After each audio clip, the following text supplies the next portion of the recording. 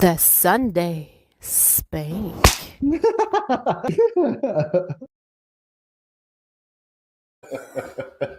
All right.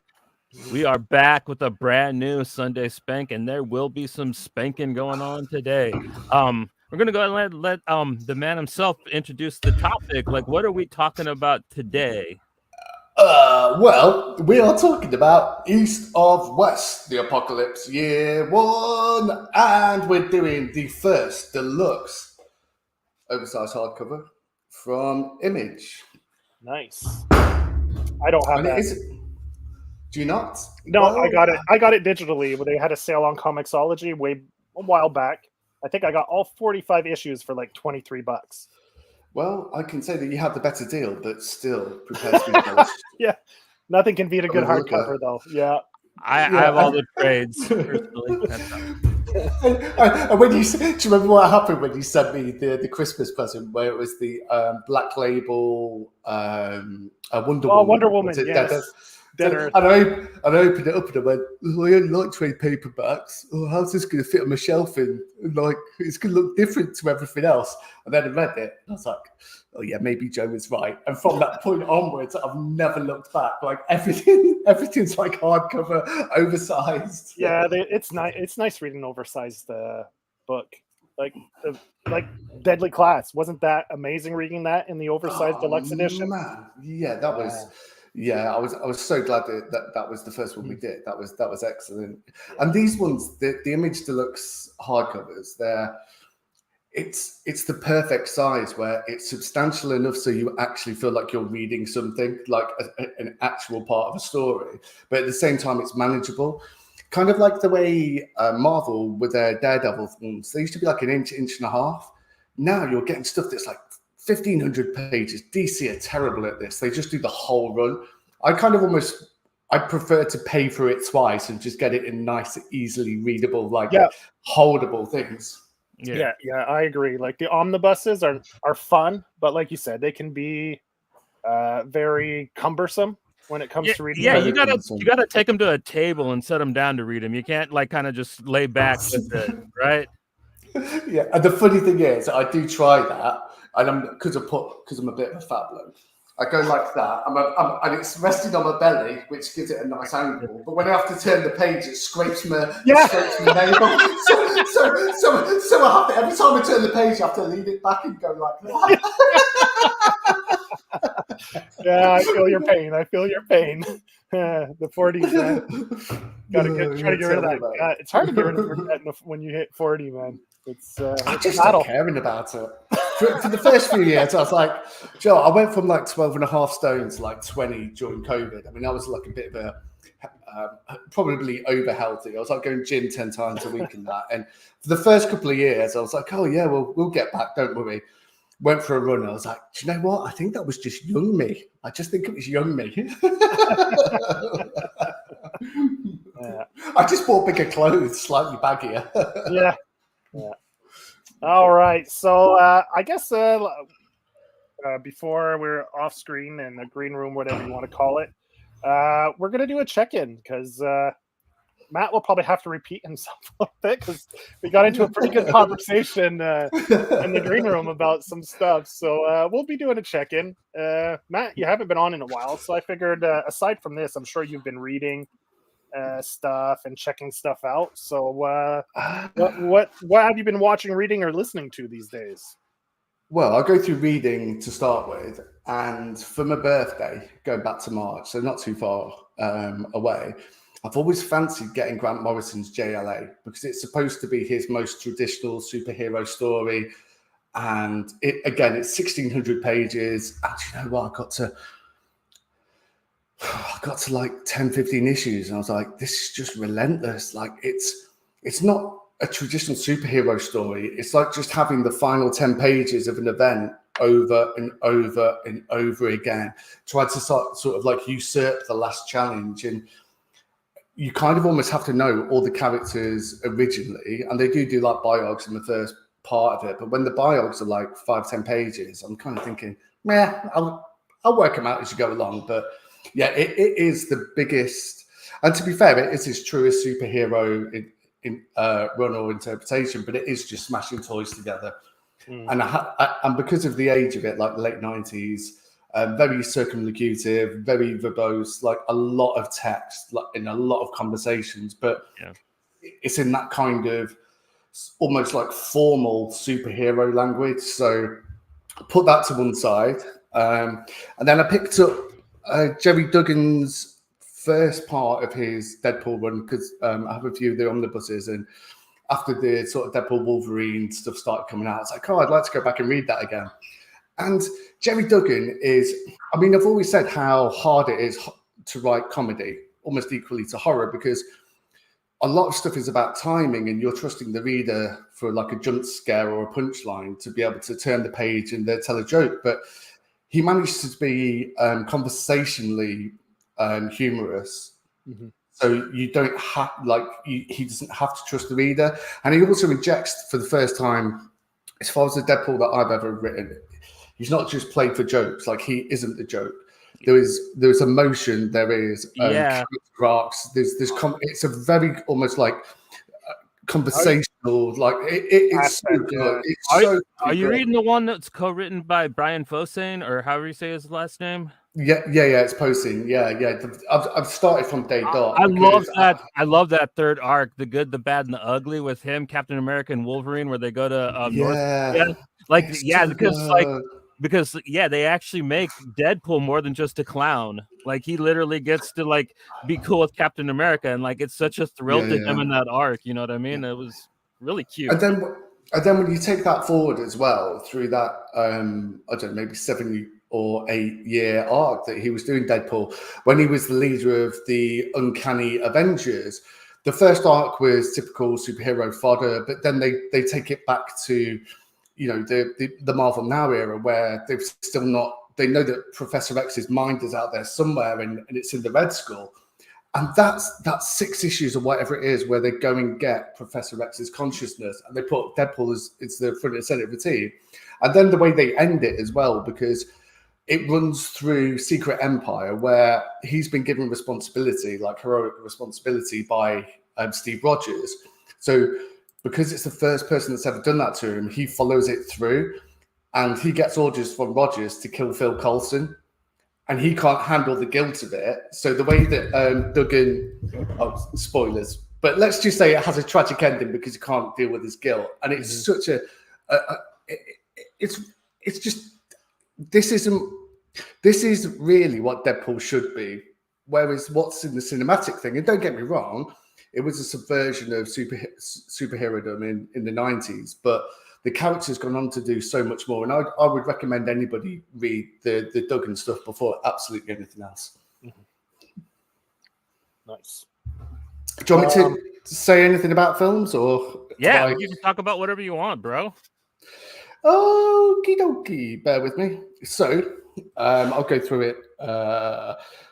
We're talking about Arcadian, weren't we? Yeah, Arcadian. Arcadian's pretty good. Nicolas Cage, it's very much in the prototype of A Quiet Place, except it doesn't have all the undermining plot holes that A Quiet Place does. Like, that's a very good familial drama, and it's carefully constructed from that point of view. But I feel that they set the rules at every given instance. They're just setting themselves up to fail. Where this is a lot more linear. Nicolas Cage gets to just be a strong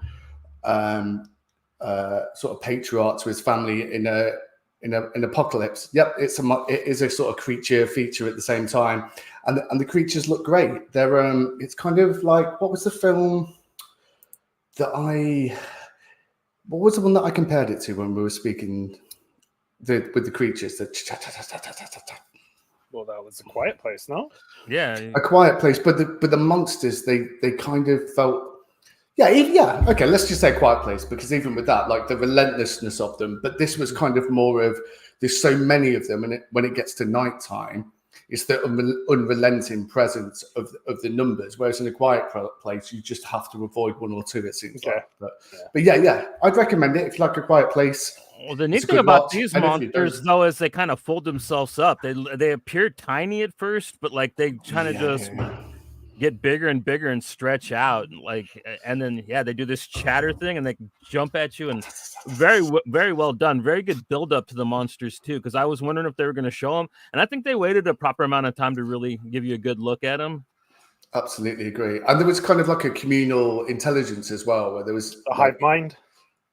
Not so much a hive mind, but there was a level of intelligence where they could communicate. Okay. And when the protagonist solved a problem, they would find a way to get around it. And they're basically supposed to kind of be like bugs, really, is kind of what they allude to through the whole film. They're kind of like giant, like monstrous cockroaches is kind of the line that they draw without like directly saying exactly what they are, but that's kind of what they hint at. Yeah. Okay. Almost like crows as well, especially with the chattering, because crows are smart, aren't they? Like when you see problem solving and whatnot. Go on, look up some crow videos on like Instagram, and you'll see where they make them do like tasks, and they learn how to like put things in the proper holes to fit to get food. Like they're, like you said, they are very resourceful and good at problem solving. And they'll remember you too. If you're nice to them, they'll be nice to you. And if you're mean to them, they'll remember you and mess with you. It's true.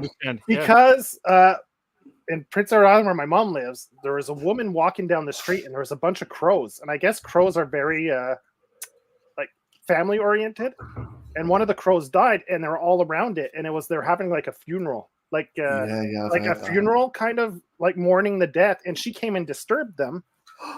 And so every day she'd walk down the street, all these crows would attack her because she disturbed their mourning period from when the other crow died. And she was like, she went to the vets and asked the vet, like, what the fuck's going on? These crows. She's like, She's like, crows are very smart, and because the one was dead, they were probably having like what we'd call a service, but kind of the same idea. And you disturbed it, so now they have a grudge against you, and they're gonna. And I guess this went on for months, like over 6 months. She couldn't walk down that street because they'd always hang out like in those trees, and just her. Other people would walk by, they wouldn't attack them, just her. No way. It's crazy how my mom was telling me that story. It was wild.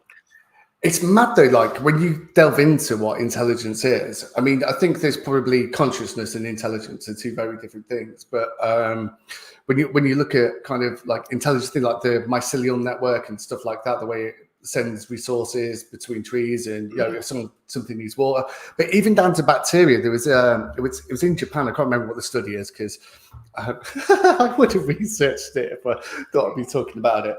But they did a maze where there was some starch at the end of it. There was bacteria at the front, and when they put like the blue light over it, they could see their path. They put the same bacteria in this maze, and it only took them 3 attempts to learn the most efficient path. Bacteria, it's crazy. And the same thing with fungus, like mushrooms. The root systems, it's all underground, and they all connect, and they communicate. So let's say they're in the shade. Well, it's connected to a root system further, so that one will absorb sun, and they share. It's crazy. There's that documentary. I can't remember what it's called on Netflix. Super interesting. The mycelial net. But then when I thought about it, I thought every time I've had a wank and chucked the tissues down the toilet, what's happened? Do you know what I mean? I'm disposing of intelligent life. Well, there may be, you could do that. Some people may debate that. But what's Professor X's twin sister called? What is her name, man? It's not Madeline Pryor, it's the other one, isn't it? Oh, and it was in Grant Morrison's X-Men thing. Yeah. Well, that story was she was basically like a miscarriage that went into the sewers, and then she grew out of the cells. I've got some kind of like crocodile hybrid that's just swimming around. There we go. Now we just lost the. Yep, there we go. Yeah, no more viewers. No, I don't know. I feel like we might have a few more crocodile baby viewers. Like you're starting your own fucking Teenage Mutant Ninja Turtle clan over there. Yeah, teenage lazy crocodile mutants, hero mutants. Yeah. Oh. I don't have much to check in. I mean, I finished watching Boy Kills World last night, and I haven't really read anything. I was working on some stuff for the show, so I don't really have anything. I know you had some stuff, Johnny. Yeah, I read Chip Zdarsky's Run of Invaders. I got the omnibus for that off of the book outlet. I liked it. It was pretty cool. I kind of thought they did a cop-out thing with Namor and why he was attacking, but all in all, I thought it's a pretty all right little Marvel book. I don't mind having it, especially for the price. Yeah. Did When you you check? say omnibus, how long was it? It was only about 5 or 6 issues, wasn't it? Or was it 2 volumes? It's 13 issues, so it's Yeah. it's a semi-fat boy, but like not huge. Yeah. I mean, that was when Chip Zdarsky could basically just go and pitch anything and they let him do it, wasn't it? Because, I mean, that's like almost like a non-continuity story. It didn't have any ramifications. Yeah, no, it was off on its own, kind of like Rick Remender's Uncanny Avengers was. Yeah, just Yeah. Namor was coming up to attack the surface again, and Cap and the original Human Torch and Bucky basically have to try to talk him out of it and fight him. And there's some cool flashbacks. It definitely The would make flashbacks are cool. Oh, you read that too? Oh, yeah. I had the trades just after it came out. But yeah, the flashbacks were cool. I always like stuff with that subject matter. I like the original Marvel lineup, you know what I mean? And whenever somebody new plays with it, I always kind of check it out. Like the last one I did was Jamie Robinson's. I think that was in the Point Now era. That was pretty good. Yeah, there was one with it was Wolverine, Captain America, and Punisher, wasn't there? I can't remember what it was when the Punisher was getting like OGNs like almost like 2-3 times a year. And I can't remember what it's called, but that whole thing was like contextually from them fighting together in like the Second World War. And I mean, it's just a shame that the only way comics sell is by just, sort of playing to the gallows these days. These sort of, you have to either be a superstar writer or it doesn't happen anymore. Yeah, but I was pretty happy with it. I wanted to see how Chip writes the other half because I kind of only read his Daredevil for his Marvel work, and I thought that he handled Cap pretty well. You know what I mean? Yeah, I think there's because I think we did. Oh God, going way back in the early days of the end when we choose a writer and we just go through all of their stuff, and it's. Well, it's not crazy because when you read so much of a certain writer, you're obviously going to see themes and writing techniques and things like that.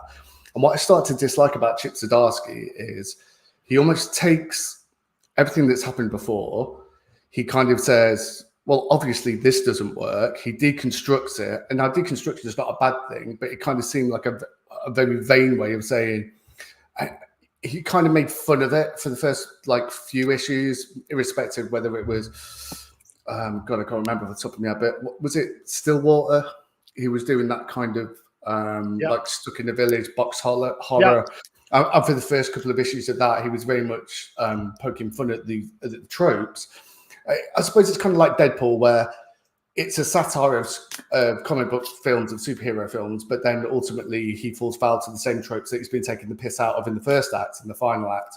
And when I read so much from him in that one go, like I said, he very much sarcastically deconstructs a character and then says, "This is how I'm going to do it better." That was my feeling. That's my feeling about Zdarsky. Yeah, I kind of get that from him a bit.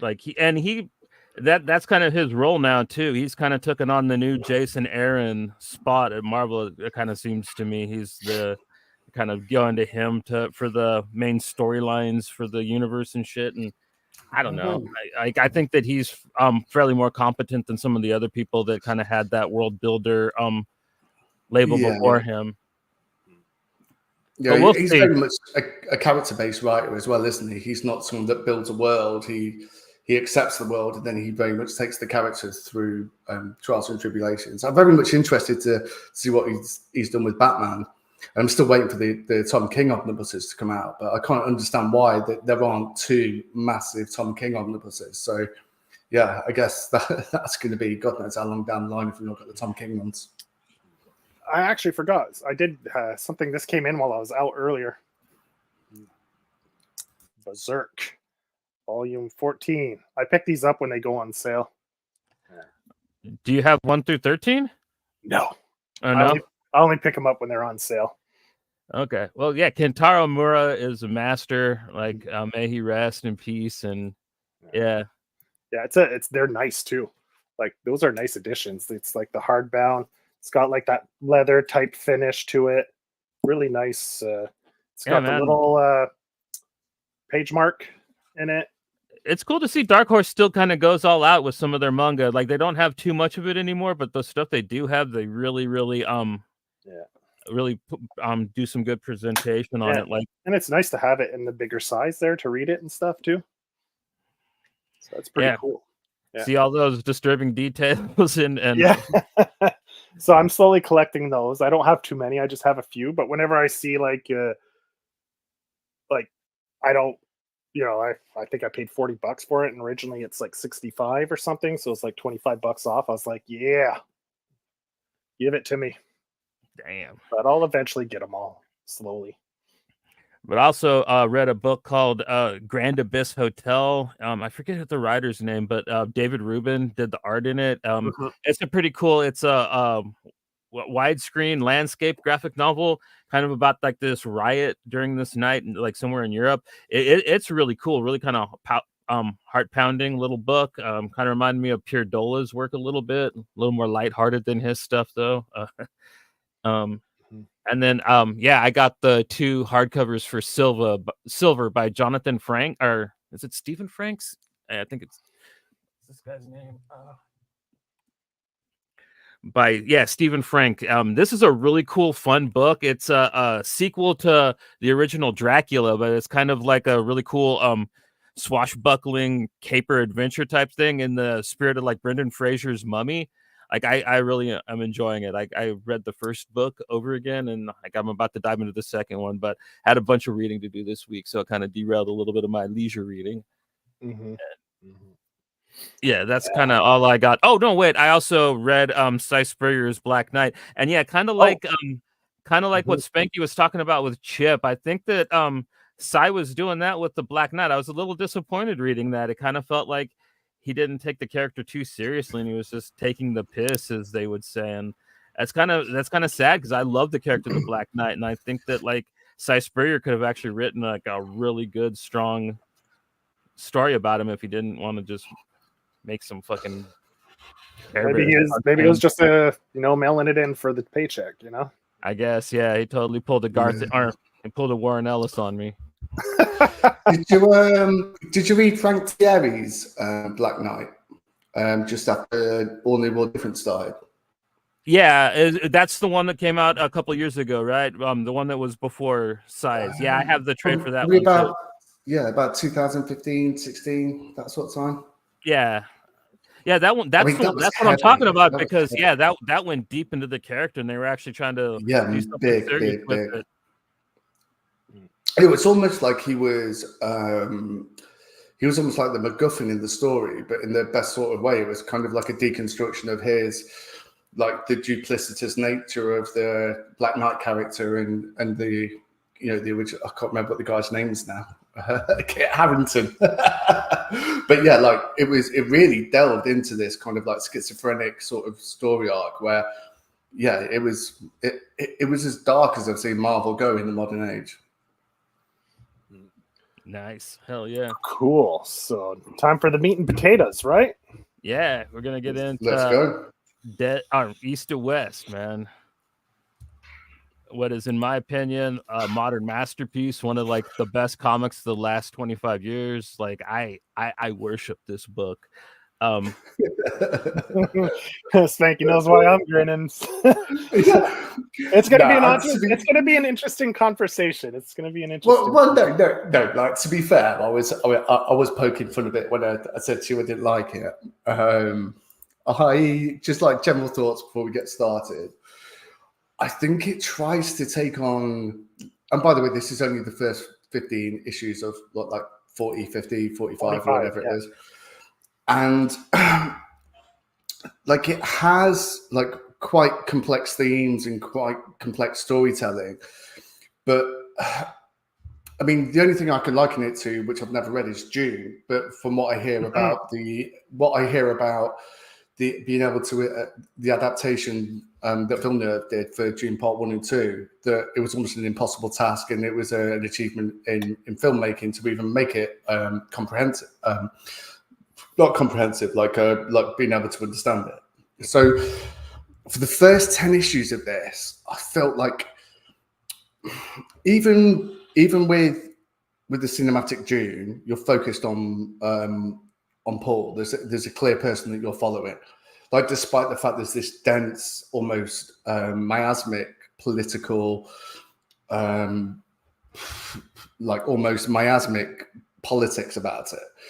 And I think there was too much to unravel. The characters were almost avatars, and it was it mixed in, you know, a lot of classic sort of literature like J.G. Ballard, like Philip K. Dick. There was definitely an Orwellian sort of theme about it, and obviously going to Herbert's Dune as well. Like, there was a lot of references, but it also tried to bring in a lot of like kind of religious sort of beta as well. Like, and when you're sort of taking that with kind of like Sartre's existentialism and kind of like Nietzsche's like determinism, and you're putting like classic philosophy and literature all together, I felt what it needed more than anything else is a ground level person to attach to with this going on around them, so you could actually relate to somebody.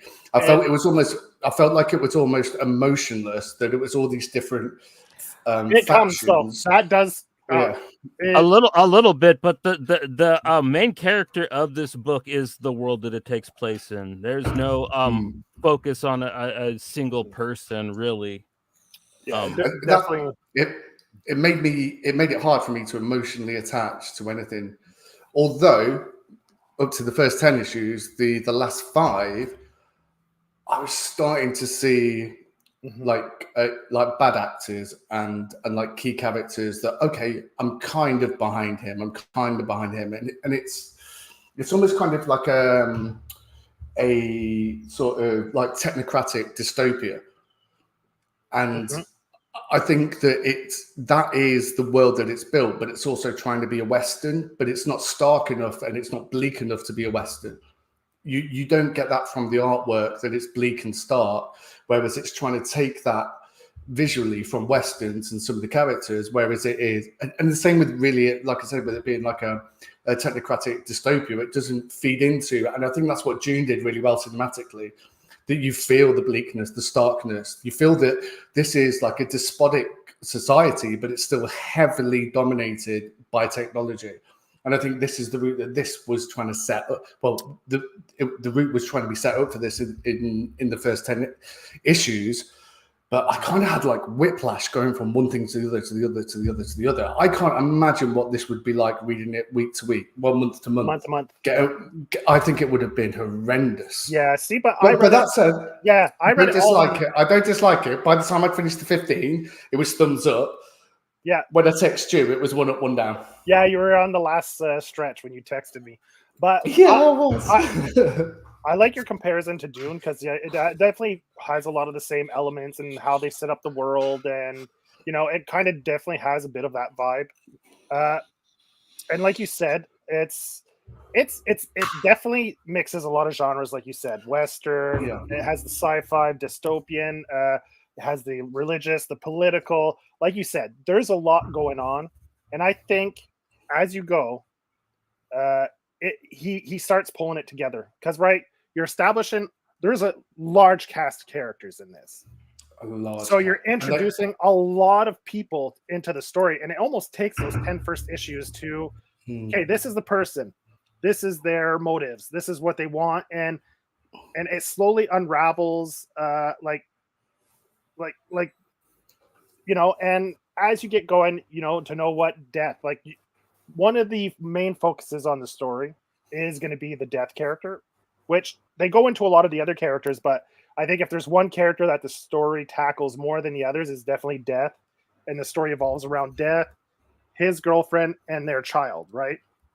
Yeah. So that's the catalyst of the story, and everything else kind of, well, like Johnny says, it happens within the world, but it tends to focus a little more on them and their story and everything, kind of all the fallout from that relationship is kind of the catalyst to the story, right? Do you know what? What you've just said is perfect, because once I finished the very last page, I thought this starts to feel like it's almost like Kirkman more than Hickman, because if you look at most of his stories, you look at Walking Dead, Zombie Apocalypse, it's a beleaguered father trying to rediscover his identity after the apocalypse. In Outcast, it's the same thing with a bloke that's separated from his wife. It's a beleaguered father that's trying to find his way in this sort of possession epidemic. And then when you look at Oblivion, it's the same thing, but it's post-apocalyptic with like monsters. But again, it's an isolated father that's trying to rediscover his value in a new world. And yeah, I did think, especially in that last bit, and I mean, I'm a Kirkman fan. I know some people think he's a bit of a hack, but yeah, I felt that those sort of familial tones were definitely there in the last 5 arcs. Yeah. And like you said, I don't know how it would have read month to month. I read it straight through all 45 issues in the space of 2 weeks. Pat read it too. She we couldn't put it down. We loved it. Like, it was great. The artwork, it grows into itself. I think the team of Nick Dragotta and Frank Martin does the colors. And I think at first I was a little I wasn't sure about the art, like you said, Matt. I wasn't sure, but I find the two of them kind of find their groove together. Yeah, and, I think and as it goes, you see the colors. The coloring really fits the art style as it goes, and then it really sings visually. Yeah, because that's almost the same art team that he had on Fantastic Four, I think, as well, wasn't it? At Marvel.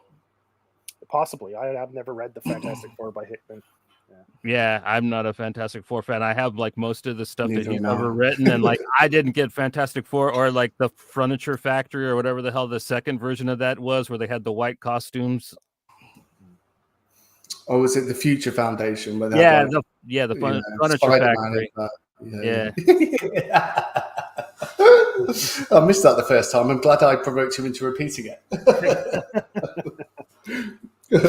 So how about you, Johnny? You read it in trade, or did you read it in the first arc? I actually did read when it was coming out, because I was like really excited. I was a huge Hickman fan off of Jump Street, as I was lucky enough to discover him with Nightly News, and this was kind of his like return to like Image and stuff after a while of working at Big Two. So it was really rad to see him come back with something this strong, because his last book before this was Manhattan Projects, and like I love that book so much, but it's so goddamn silly. It was great to see him do something so grounded and just so perfect for what I wanted to see in comic books at that time. You know what I mean?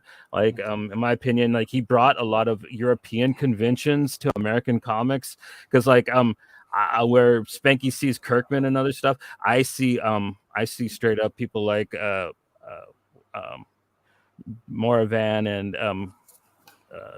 I can't think of other people's names right now, but I see a bunch of like the Euro guys that I love, like being heavily influenced for the first time in something that's trying to be really taking itself seriously and kind of being taken seriously by other people in American comics. And I kind of think that he helped bring a lot of cool stuff to the table with this. And yeah, but like I don't remember actually being vexed terribly by it month to month, but at that time, like trades weren't even that regular of a thing. Like not all series were doing them yet when East to West started running. So like, and I don't know. I was just enjoying the ride and enjoying like all the new stuff that I kept seeing him bring into it, because it started out with this like really stark post-apocalyptic thing with the horsemen, and then you get the Western and kung fu movie tinges with Zhao Lin's fight, you know, like towards the end of the first issue. And by the time that was done, I was hooked. Like I pretty much kind of knew at that point that this was going to be like my favorite comic for a while. Did you read, was it Black Monday something or other? Black Monday something? Yeah, the Black Monday, the Black Friday murders, I think. Yeah, Black Friday. Yeah. Bro, I'd only been back in comics for about 4 or 5 years. And Jared on Twitter said, "Oh, have you ever thought about reading anything other than Marvel?" I went, "To be fair, I think I've got my hands full with it, like a like a 60 to 80 pull list every month. I don't think I will." He said, "Read Letter 44, Charles Soule, because he was one of the writers that I really liked at that point." And then I read it and I was like, "All right, tell me more." So I was going on like Amazon and filling it in and getting them all and like reading things like Sweet Tooth and whatnot. And then I was like, "Oh, like this one kept on popping up, Black Friday Murders." And I've never been more dumbfounded in my life. I weren't ready for it. I just was not ready for it whatsoever. It was so complicated. And the second, well, they call them books, don't they? Not trades, because they're so thick. But I assumed there was a third one coming out. I didn't even realize that the title had ended when it ended. Tom Coker got sick, right? And like, from what I remember, and that's what put the book on hiatus. And Hickman's kind of bad at coming back to finishing things, because like I also got another book of his that like I really like called The Dying and the Dead, which I think only has like 3 issues, but they did put like a little small trade out for it. Yeah, so he kind of has a few like unfinished projects out there. Nowhere near as many as some people, but yeah, it would be really cool if like him and Tom Coker got back to murders, man. That would be cool to get some kind of clarification on where that was going, because it was really intense and it was really fun. I was enjoying the hell out of that book. And yeah, I tell you the one, if I could get any title to finish, what was the one? It was before we were actually like talking, like as in people, but just communicating online.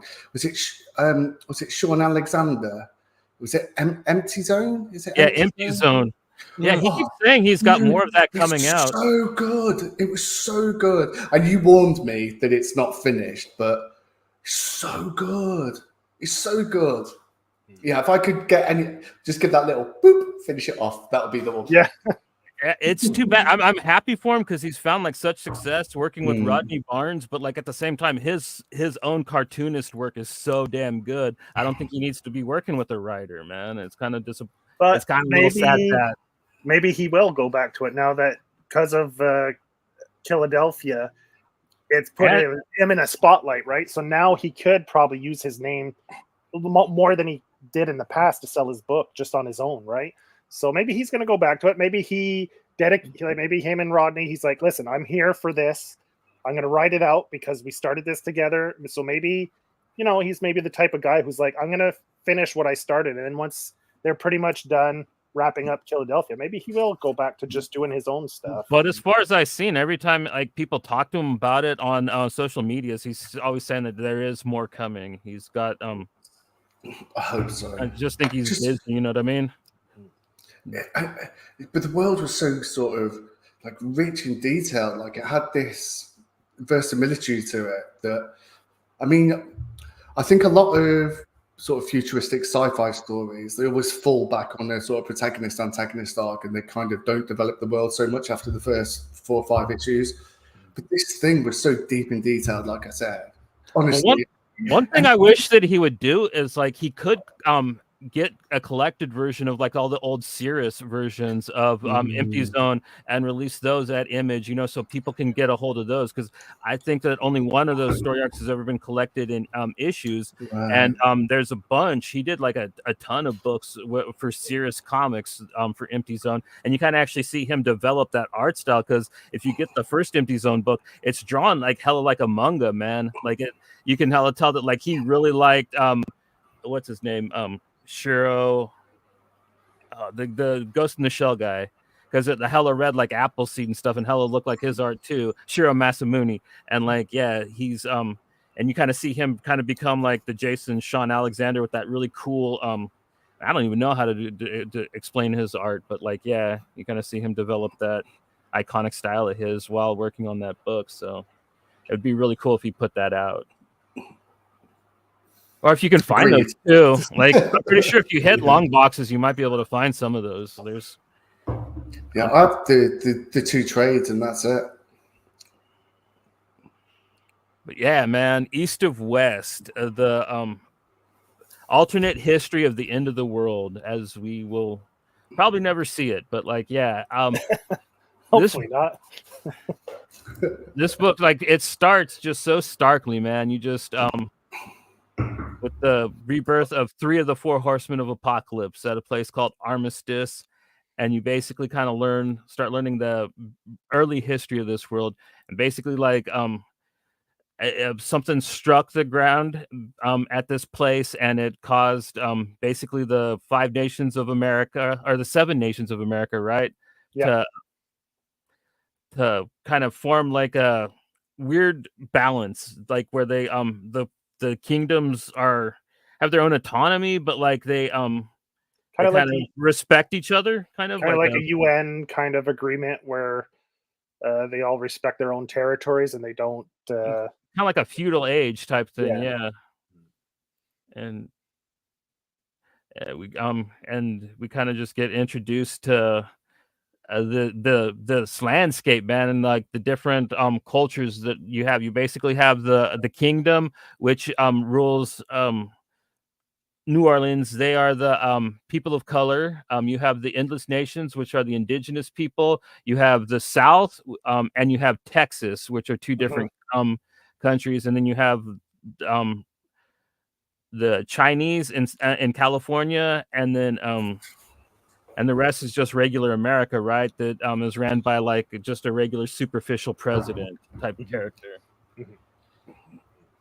But like basically the people that are involved in this conspiracy aren't necessarily always the people in charge, though. They could be like Secretary of State or just like kind of underling people too that kind of toe this making their line. plays that power. Yeah. And we get our first kind of big exposition dump here, where like there's a bar, and white guy in a white suit walks in with his 2 friends. One's kind of a negative space woman, black with outlined in white, and another's a big fella, white, and like they're basically told that they can't really drink there, you know what I mean? Their kind's not allowed. So Death says he's just going to drink by himself and starts a fight. Wolf and Crow are the 2 indigenous witches' names, and they just start trashing the bar, man. Meanwhile, Death gets the bartender and his talking eyeball to start spilling the juice, and basically you find out that in the past there was Death was basically betrayed, or he was kind of betraying everybody else. He was not going to end the world. He had fallen in love, and that's kind of like the story that we slowly get told throughout this first issue. And like that love is taken from him, and kind of like Death like starting to go down revenge's trail here, and you just see this mass just devastation of the bar room, man. Wolf and Crow just tore this place apart, and I love how you see the person hanging from the from the ceiling and shit. There's some good scenes in there. All the blood on the walls, the splatter. And I've got to say, like throughout this, like I was talking with Matt, I love the gunplay, how dramatic they make the shootouts, like kind of like where they're whipping their arms and shooting. I love the way they interpret all the gunfights in it. It makes it so much more action packed than you normally think of just a guy static with just like the little blam blam blam like explosions from the like just the way they almost like they have whips instead of guns, and the way they it's so dramatic, and I love the way they do that. A little bit of behind the back action as well. No look. Yeah. Later on. Or just that one shot where Death, like what I used for the thumbnail, where he's just got his foot. You see his foot with the barrel, and you got that foreshortening. Like such great dramatic poses, and it adds to the action. I love the action in this. It's so well drawn. Dragotta does a fantastic job with all the action in it. And there's certain things that I usually think are hella cheesy that I think just work so well in this, man. Like I usually laugh at like robot horses, man, but like Death's horse in this is fucking badass, dude. Like, and when you actually see him get to use it later on in the arc, I thought it was just such a cool design. But like, but after the carnage, man, it's hella funny. Like, I love Crow and just how awkward she is. I would have taken your eyes, just like hella creepy. Some really kind of good gallows humor to this book, and the characters you get introduced to, like Archibald Chamberlain, man, like oh my god, what a sleazeball. Matthew McConaughey, totally right. Matt, he's my favorite of like villains that have been introduced in more recent times, I think he is at the top of my list.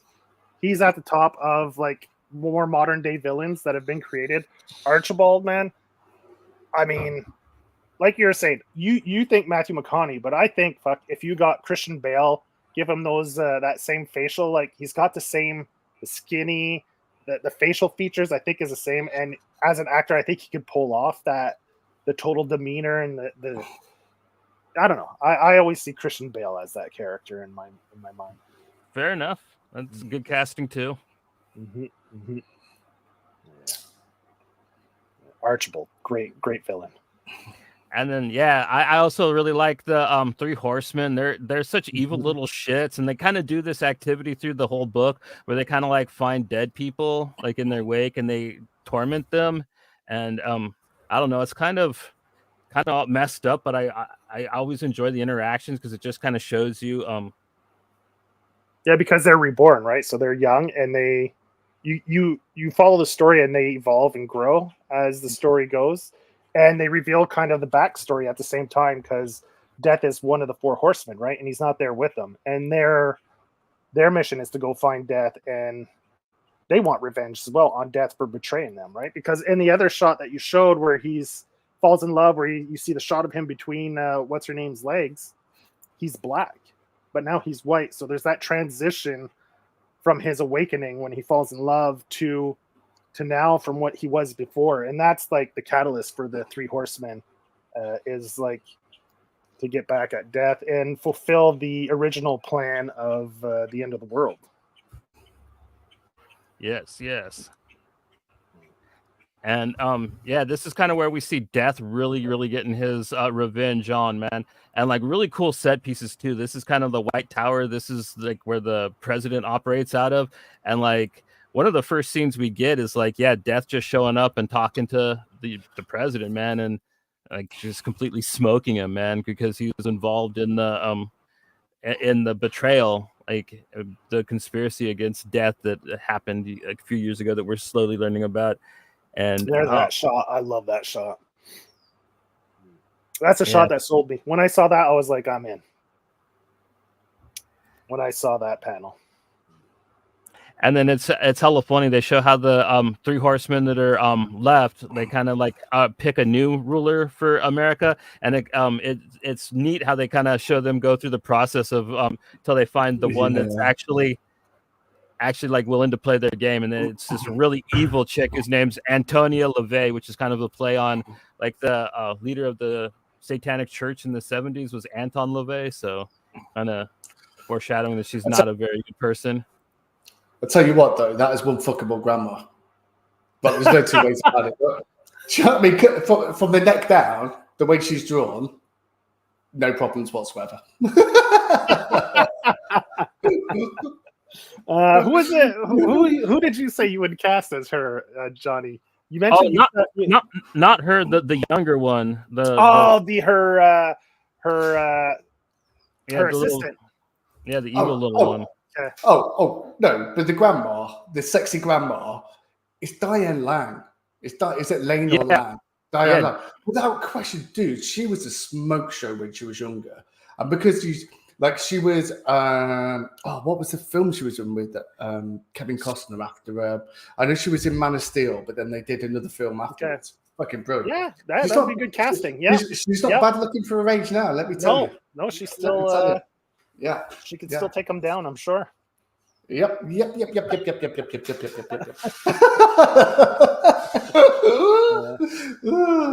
Sorry, Johnny. You guys go on. I'm just going to sit here for a minute. We get some kind of cool exposition about like Death's plan and stuff, and some cool like just art, man. I love the way that Dragotta kind of draws America in this, man. Like it's so beautiful but stark at the same time and like kind of haunting. Like I like that this book's subversive, you know what I mean? It's not afraid to say what it's saying, and like we get to see the swearing in of the new president of America, and this is kind of the last cordial thing that will happen between the world leaders in this book. This is the point of no return, kind of. This is this is where the chaos really starts happening. And as she gets sworn in, and we get kind of really reintroduced to Archibald Chamberlain here, and this is where he chills. This is the Black Tower in the South, and I think we wouldn't have had a book, but like I think Death is an idiot for not smoking him, even though he told him what he wanted to know. And this is where you find out that like during Death's betrayal, like his girlfriend Zhao Lin, the daughter of Mao, the Chinese leader, she's still alive, and Chamberlain basically barters that with Death, and I still don't get why Death let him live. I know we wouldn't have a book really if Archibald Chamberlain died in issue 2, but like. It's still like, what, Death? Come on, man. He's slipping. Well, he's not the Black Death he used to be. He's the White Death, you know. He's got a little softer side to him now.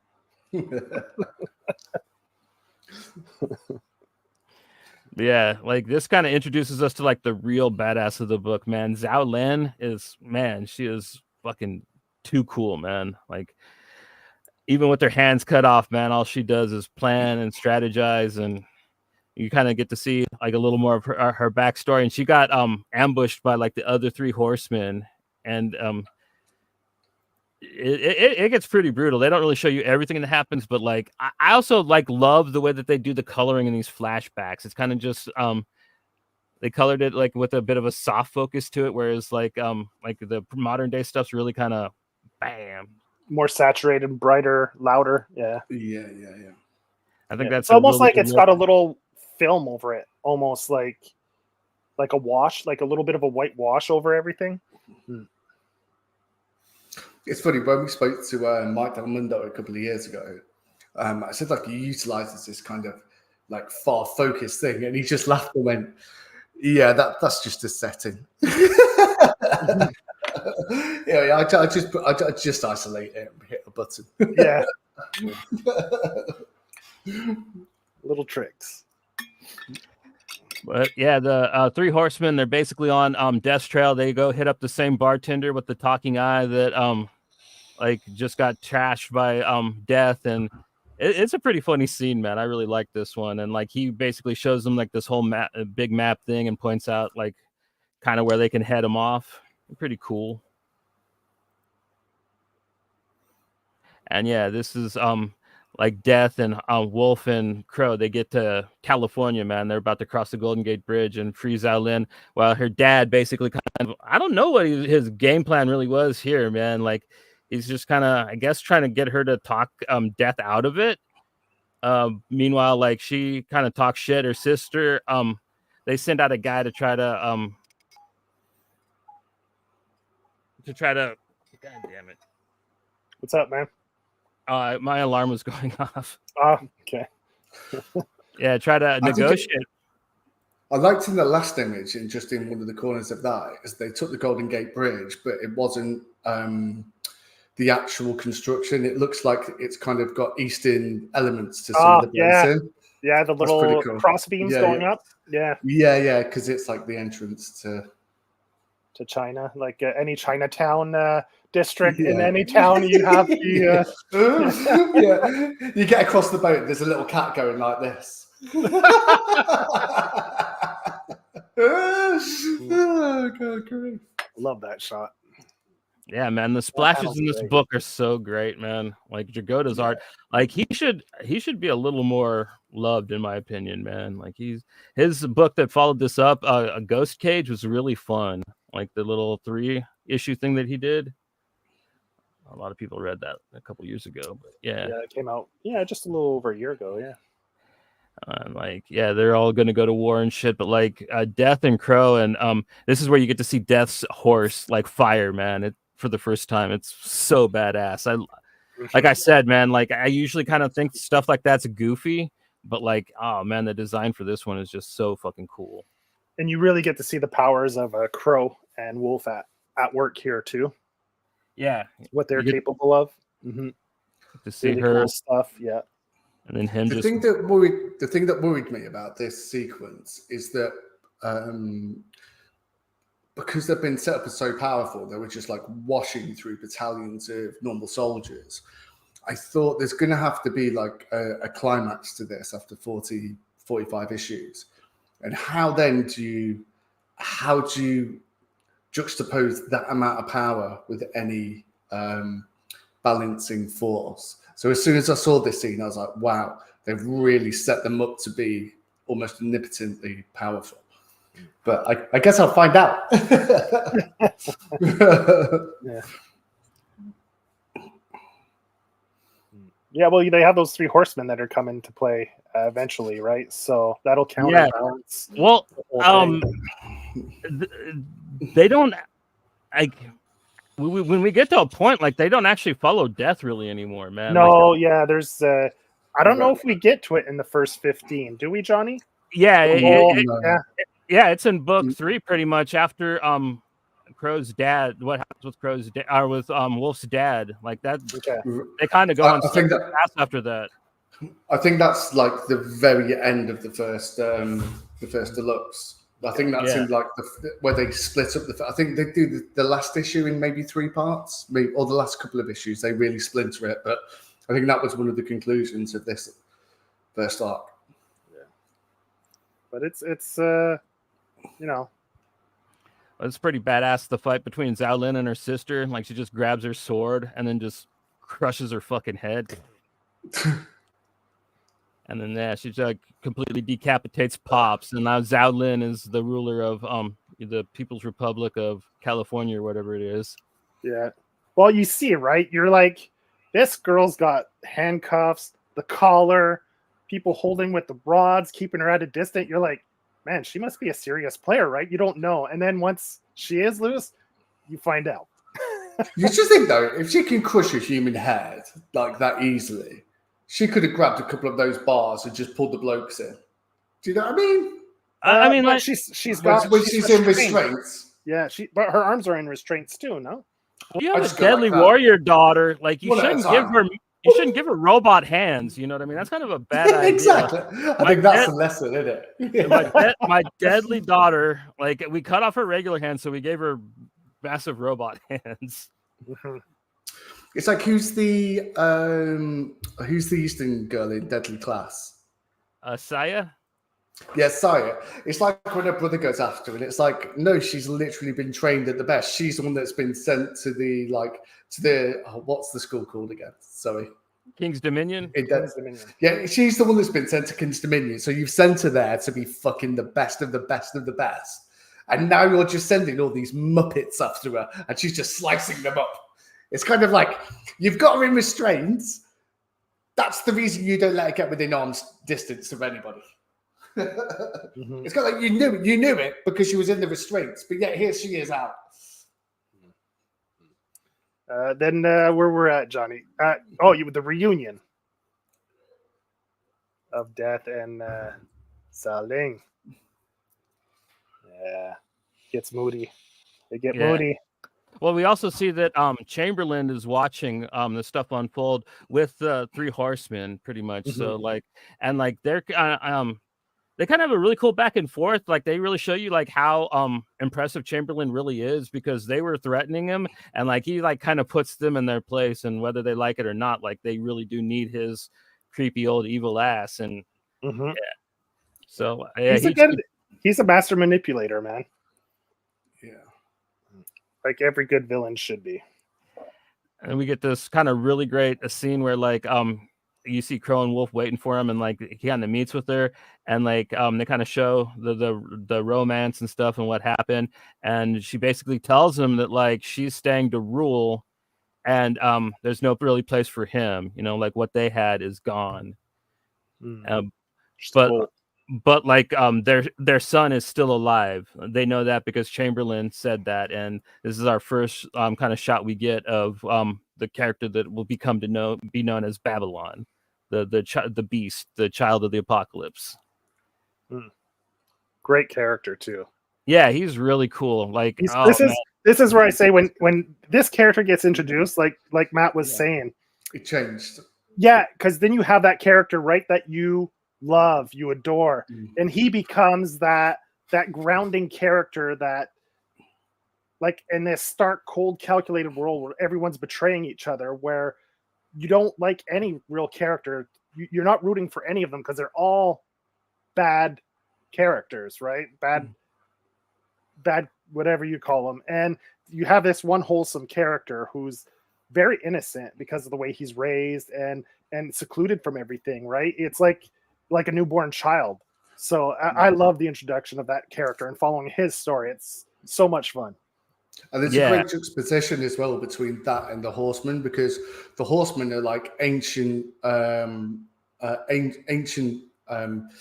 like characters that are just by chance in young bodies, and they're kind of like ultimately like their physical form betrays their malice. Whereas on the other side of it, you have a child that has all the knowledge instantly accessible, but he doesn't have any of the emotional attachment to the knowledge, whereas the Horsemen are purely emotional and they're not logical.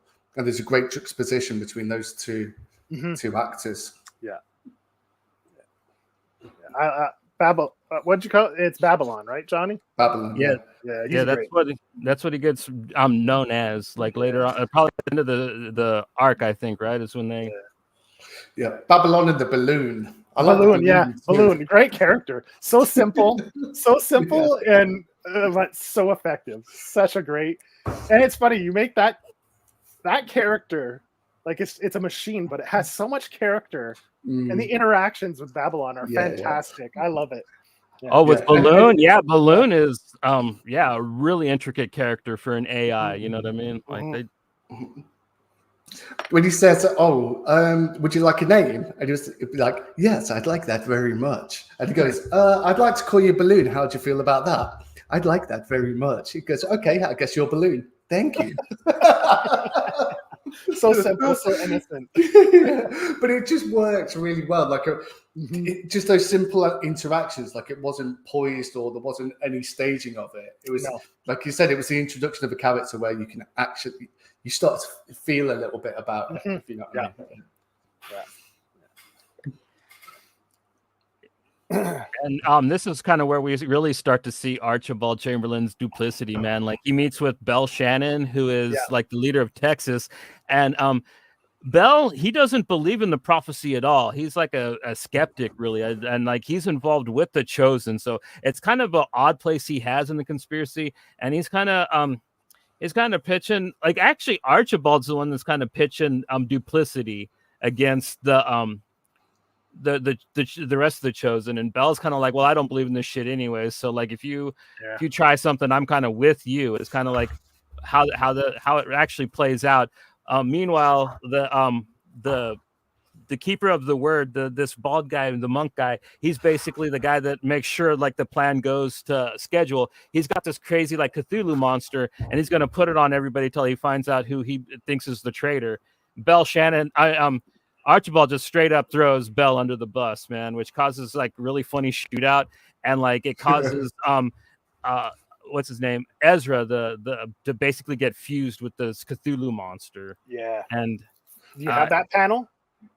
Yes. Well, I mean that's later on in the book. I'll show it. But because that's coming up, I think soon, right? Where they do the where you have Ezra and Bell shooting off against each other. Yeah. Do you have that panel? Oh, it's just below there. It's just below. Oh, such a great one. Look, like, can you see it here? Whoops. Look at that. That like blam blam. So fucking good. Like I love the postures, the like just in the background, everything, the motion lines. So fucking good. I love that. I love the way as well, because you said he was a skeptic. The bloke brings the hands out and he goes, yo, I have two hands. There is a betrayer here. And the bloke goes, so what? You've got a couple of fucking hands. Big deal. And then the duplicitous guy goes, before he's even had a chance to like work it out, like, is this bullshit? Yeah, so what, you've got hands? He went, no, it's him. It's him. and he's just kind of sitting there going, he's just got a couple of hands. And they're just hands.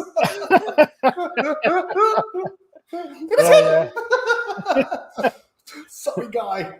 She had hands. Yeah, that's where you see Chamberlain being a complete Yeah, fucking Chamberlain, that's it, yeah. snake, man. Yeah. He's a rat, fucking snake in the grass, right? And this is also kind of where we first see John Freeman, who is the prince of the kingdom. He's probably one of my favorite characters too. He's you're never really sure exactly where he lies, man. He's a pretty cool mid character. You'll see a lot more of him as this book goes on. But yeah. And it's cool. Like Bell Shannon, like after he shoots it and fuses the word to the guy, like he gets chased. Chavo, the leader of the Endless Nation, he like makes this cool sand monster that chases him. Like that beast is hella cool, man. With like the Demogorgon from Stranger Things mouth. So you think they ripped him off? Because this came out way before Stranger Things. I think so. Because that's straight up Demogorgon. I mean, look at that. Straight up. It would have been, I think, what was this, 2013? So it's maybe 2014. I think maybe. I don't think there's much more than 18 months between the two. No, so they're both kind of at the same time. Just to find out. J.J. Abrams always makes it. J.J. Abrams does monsters with mouths like that all the time too. Yeah, like if you watch like the Star Trek movies and stuff, like he's always got like a look. And I think the what's the Cloverfield monster kind of had a mouth like that too, right? Yeah.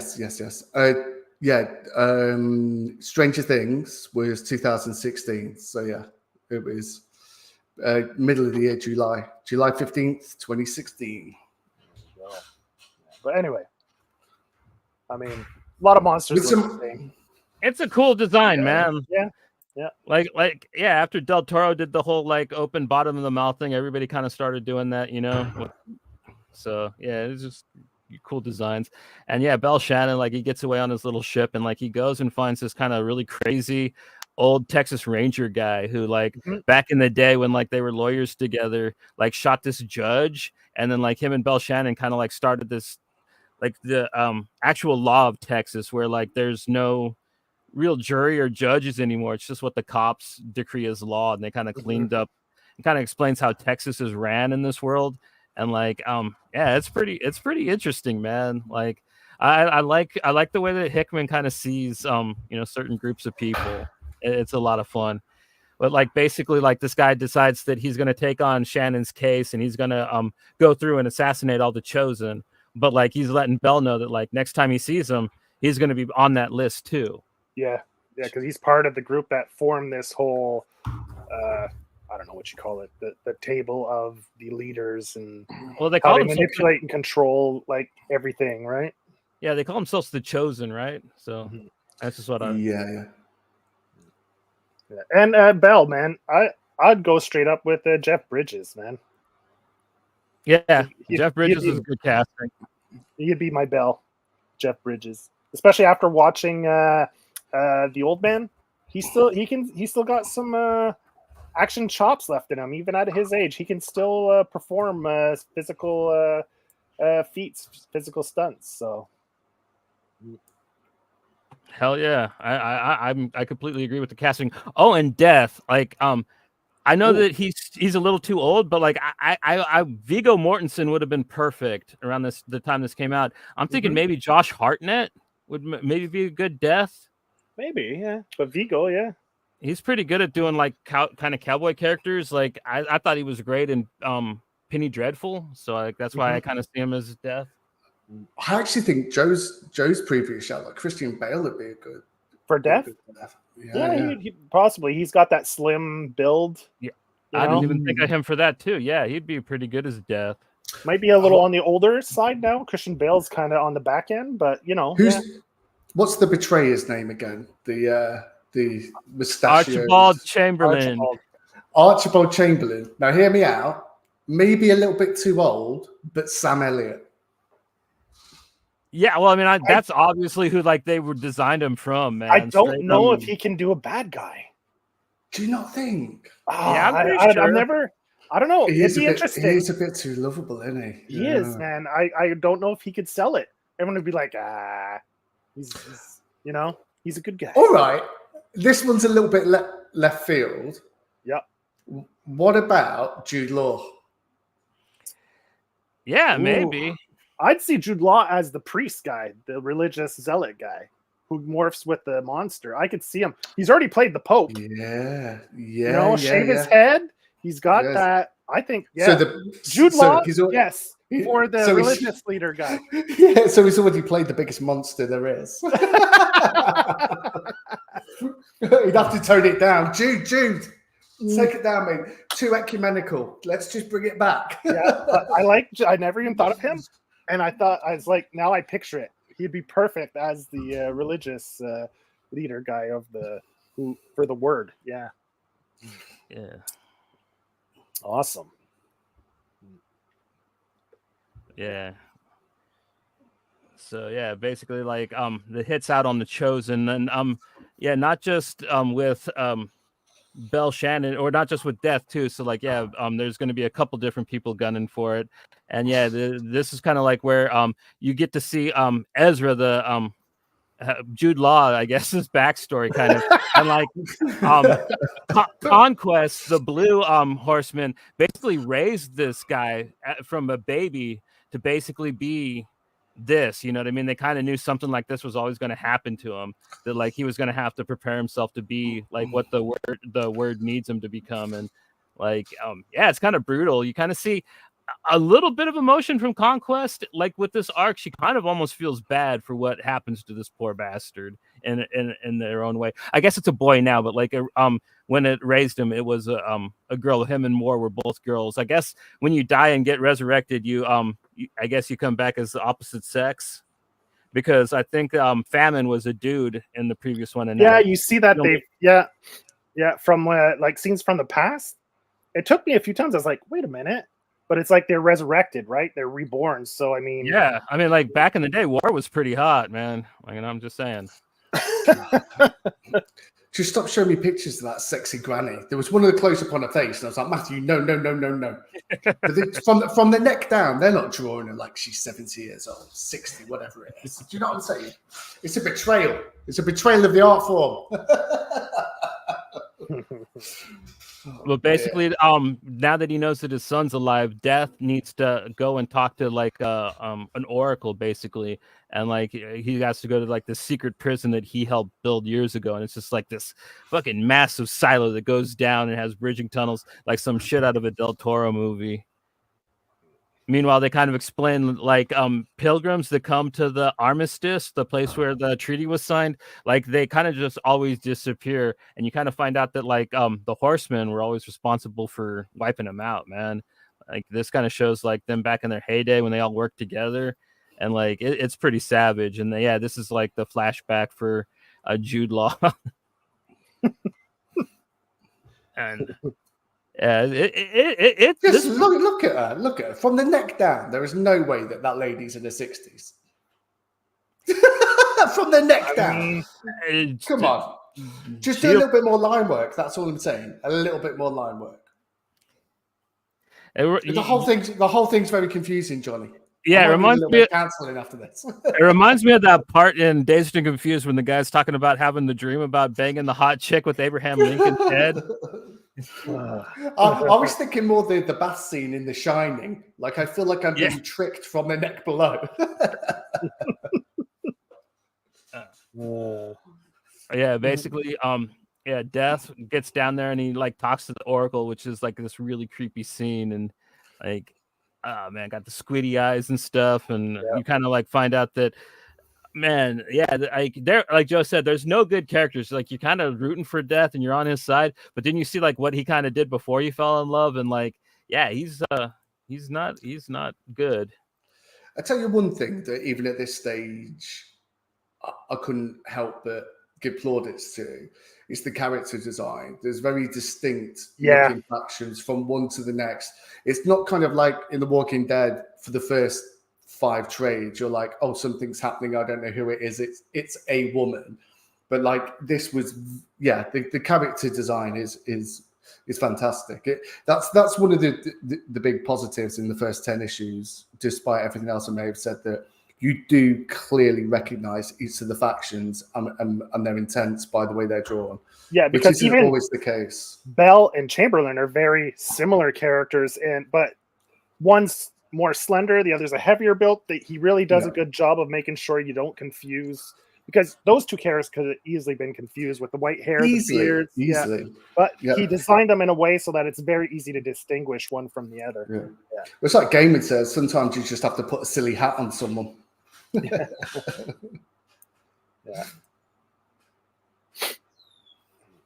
Oh. Yeah. Also, the new president of America, like, she's not having a good time, really. Like, the nobody's like really accepting her as the elected leader, and pretty much, yeah, the city's on fire, and she's trying to get everything under control. While they kind of show that, like, a flashback to show just like how into like the message she is. She's like actually is devoted to this shit, like you read about. She's like fully drunk in the Kool-Aid, and you see how evil she truly is, because like the people that threw tomatoes and stuff at her, you see her just like mow them down. Yeah. I think another thing talking about the art is when they're going down that almost endless sort of subterranean tower, and it's only on a few pages, but you do get almost a Sisyphean task about it, where it does seem endless. And it's the first time you actually see descent from Crow and what's the Native American gentleman's name? Wolf. Yeah, so Crow and Wolf, it's the first time you see descent, that they're not, it almost takes the almost ethereal religious tone away from them, where they're not just divinely directed. It shows them for the first time of having the voice of people with a little bit of dissent. And with those pages and those really cannily used panels of dialogue, it does show like this, like I said, almost Sisyphean of Death finding what he's looking for. Yeah, well put, man. Thank you very much. Say enough things sometimes you'll get something right. And this is kind of where we kind of see how the kingdom works a little bit. Basically, the president of America, Morgan Le Fay or whatever, she basically is asking the other nations for help. And John Freeman's kind of thinking about it, and like he's kind of seeing the shorty, and you know, they're kind of talking about what he might do. You know what I mean? As well as like, yeah, you kind of Death's still talking to the Oracle, and the Oracle's like kind of reminding him of what like the horsemen did when they left him down there, and like the deal for learning what he needs to learn is one of Death's eyes, which is really gruesome, man.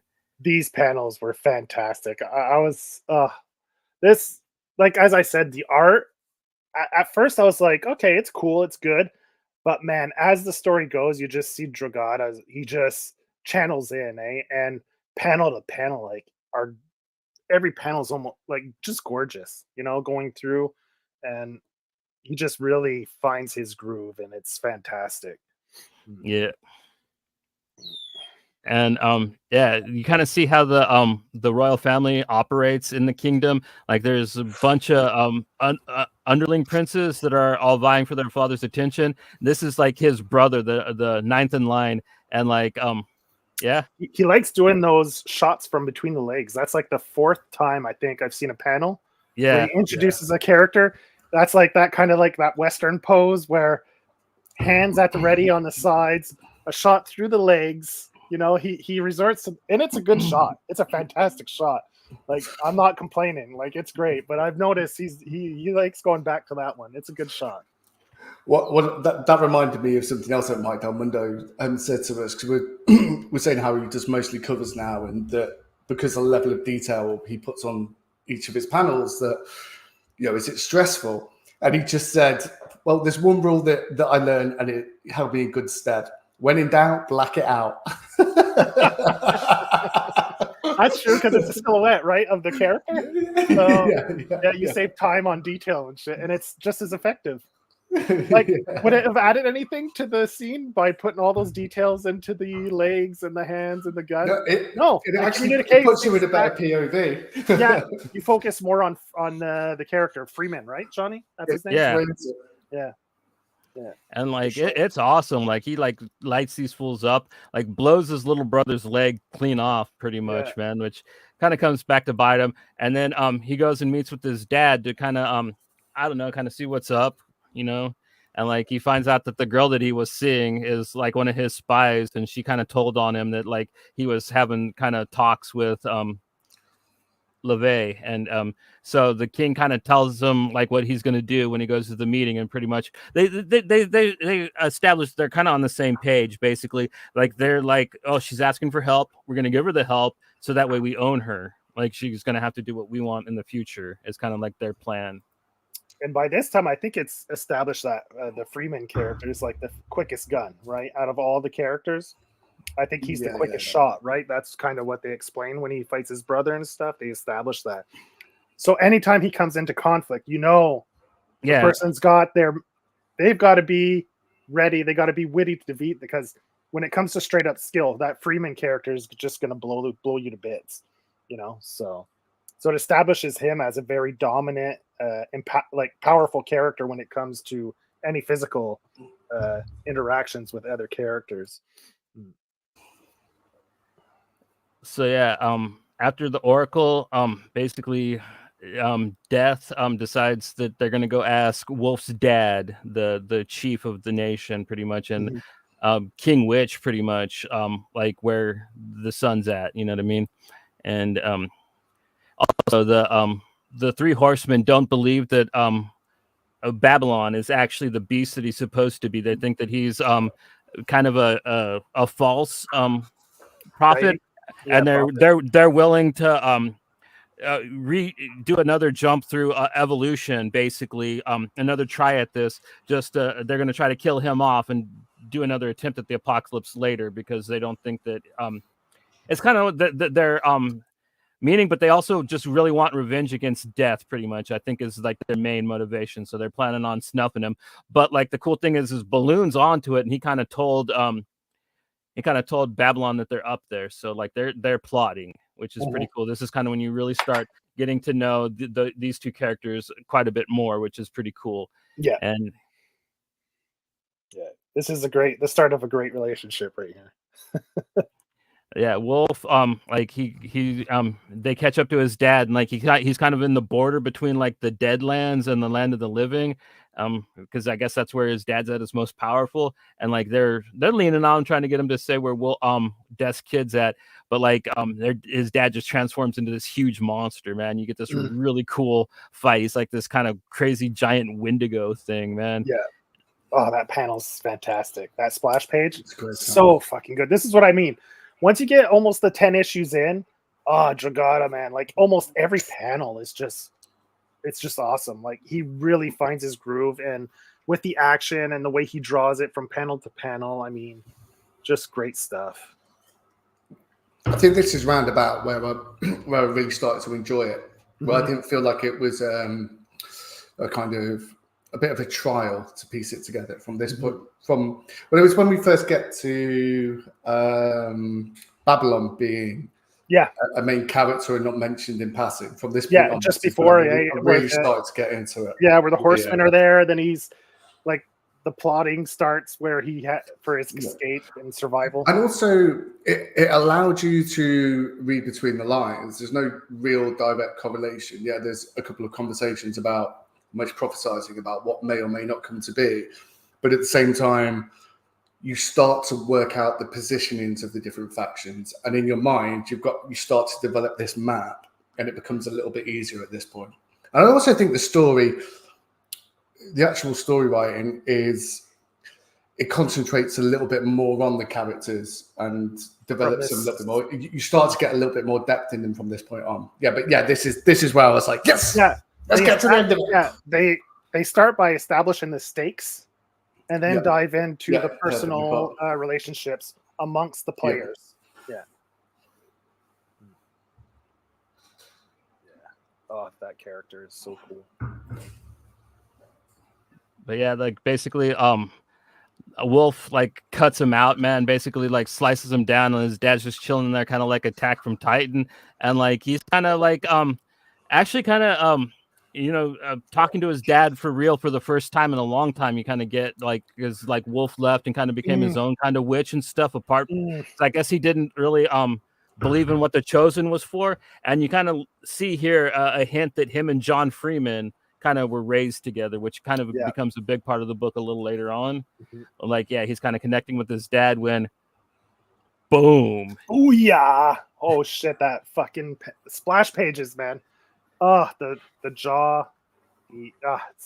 That evil ranger that Bell Shannon set loose, man. He's actually collecting some heads on them Chosen, and he starts with Chevio, the king of the Endless Empire. Okay, the Ranger, man.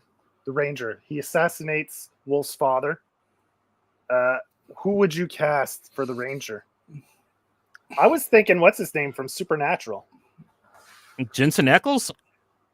Is that him? The one who played in The Boys? Yeah, it's Jensen Patriot Ackles. guy? Maybe him. What about Dominic West from Shameless? Dominic West. From the GP from Shameless. Dominic West. He's like that British guy with the big. He was Jigsaw in my favorite Punisher movie. Yeah, Warzone by far the best. And he was also he started in The Wire. He was I could see him as McNulty. I could see him as Mr. Sinister. I don't know. I'd go someone a little younger for the Ranger. I think he's a little old, I think, for the Ranger. Yeah. But I know who you're talking about. Yeah, he's a great actor. I love him. Yeah, really good. He was in The Affair as well with the who was the girl from Sherlock? Oh, she was also in Luther, right? No, Luther, that's the one. Yeah. When does she get arrested in one of them, and then he just throws something over the wall to get her out? Yeah, something like Is that. it Luther. Alice? I think the character's name's Alice. Yeah. Ruth Wilson, I think her name is, the actress's name. Yeah, she's good.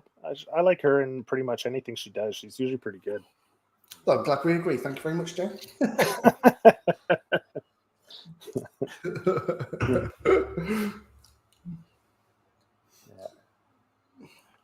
Basically, after that, we kind of see that Zhao Lin is getting ready for a big meeting. She's getting all tooled up.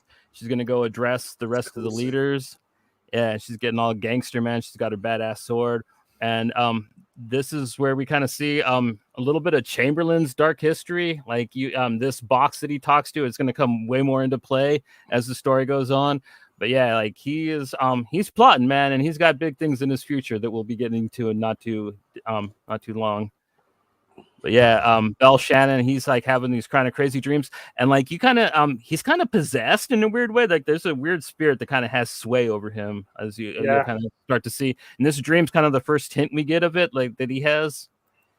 But see, I wasn't sure if it was just him losing his mind or if he was actually there was a spirit actually tormenting him. And that's the thing about the writing; they never really say for sure, because like he's a skeptic and stuff. He shouldn't really be messed with by spiritual things. You know what I mean? But like this is another point. Like if he had just it would have made the book a lot easier, man. Because Bell Shannon's about to fuck up hardcore. Like. Yeah, basically at the big meeting that Dad's sending him to, the brother that got his leg shot off, he's going with James Freeman, and he thinks that I know everything about these people, so I'm going to be right, and you're right. Like it's hella funny. He just knocks his brother out and just like, yeah, shut up and quit bleeding on my ship. I like the way that was set up as well, because the way he's introduced, you kind of almost invest in the younger brother. Was it 9? Immediately, and you kind of feel like he's the one that's being overlooked, and you see it almost like, oh, I want him to prove himself, but then within an issue you see that he's just a little dickhead and his brother actually knows what he's talking about. That's a pretty cool misdirection. Oh, and the indigenous come in styling. Yeah. Oh, yeah. This is where we kind of meet Morgan Le Fay's like evil little assistant chick, and she kind of is a bigger character than the president, than Spanky's woman there. Hey, look, I take the assistant over the grandma. I'm just saying it's setting me up for failure here. But yeah, for that girl, I don't know the actress's name, but I just watched a horror movie called Faceless After Dark, and like the girl in that would be perfect for this, man. Like looks exactly like this, with hair and everything. So Doma Lux. Doma Lux, yeah, she's a That's the character's nasty name? little dominatrix, man. She's Yeah, they show Dirty. what she does, to get she's a dirty little bird. But yeah, like Is it this bad is that I wanted it to be the old man though? When they turned the page, I was like, yeah, I'll take that. I was looking at going, yeah. To be fair, he's made a strong decision. This is kind of the first time we see that Archibald isn't kind of the leader of the South. There's the president, and like you kind of meet him for the first time, and kind of like in an action show setting. Like, it's kind of funny. Like Joe said, the indigenous show up, man, showing off their technology. They got like all these kind of really cool. Oh yeah, they're pimping, man. They come in style. Like they put everyone to shame. Yeah, basically, like you get this really cool breakdown of all the different nations and stuff from Chamberlain and his like evil way he sees things. I kind of really like the way that the scene's broken down. And yeah, here's what they were talking about. Doma is placing a foreign object into her assistant's mouth, which is this really creepy old guy. And she's called Doma, right? Dominatrix, Doma Lux, Doma. Yeah. And then like this is the meeting. It's starting off pretty amicable. Everybody's like doesn't really know why they're there. So like kind of a cat fight starts out, and they're asking Zhao Lin why she called the meeting, and basically she says that like we're going to war. And like the rest of the council are like, no, man, that's not happening. Like we don't want to go to war.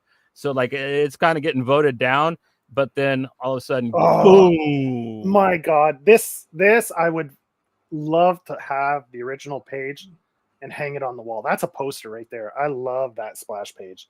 Fantastic. I'd blow that up and print it and put it on the wall. The creepy old dude that just had a hand down his throat exploded. I wonder what happened there. Meanwhile, Archibald Chamberlain's boss somehow mysteriously died. So now the war that Zhao Lin was looking for is kind of on the table. They're asking the indigenous people kind of how they think it would go. And they're doing a tabulation while Bal Shannon just up and just blasts the accountant pretty much, which guarantees that the nation and Texas are going to war no matter what. And Zhao Lin just kind of made an open invitation to fucking everybody. Like, I'm coming for you. Yeah. But definitely Texas and the nation are going at it, man. And that it's pretty beefy, man. I really like how this and then you get this final shot of like how peaceful the table was, and like just it's blown apart now. The and chaos in the wake. It's so cool. And then we switch back to the ranger who just sniped Wolf's dad, and basically Dad's able to like almost snipe him back. He's that good of a shot. And like they have this really cool kind of jousting match, and knocks him off his bike, and like they have a fist fight pretty much. Meanwhile, Wolf and Crow basically have to fight these ghosts that are trying to invade our world because his dad kind of left the door open, and Wolf kind of has to make a deal with this devil entity, which it's pretty crazy because like his dad kind of kept it at bay without having to make any really big sacrifices, and Wolf kind of like gives him the whole kit and caboodle like an idiot. And then you see the sight, man. Boom. The nation has gone to war, and like that's all the native dropships headed to Texas, man. The indigenous are rolling deep. Yeah.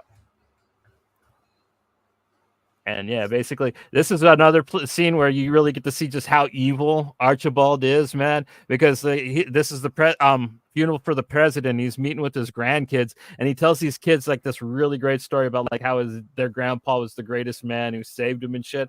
When like he's the dude that basically like cut him apart like while an explosion was going off so he could get what he wanted, and like he basically gets crowned president of the South here.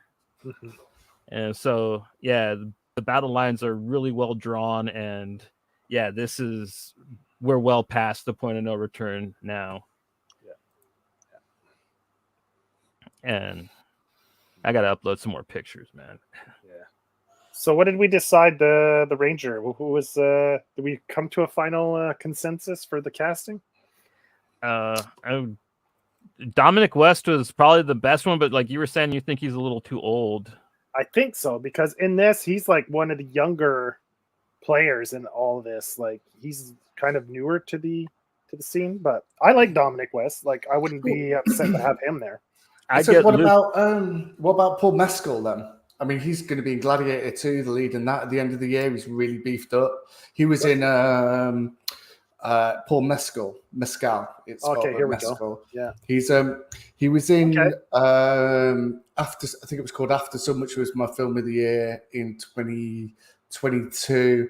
And then last year he was in All of Us Strangers with I can't remember the other guy, and that was my number 2 film from last year.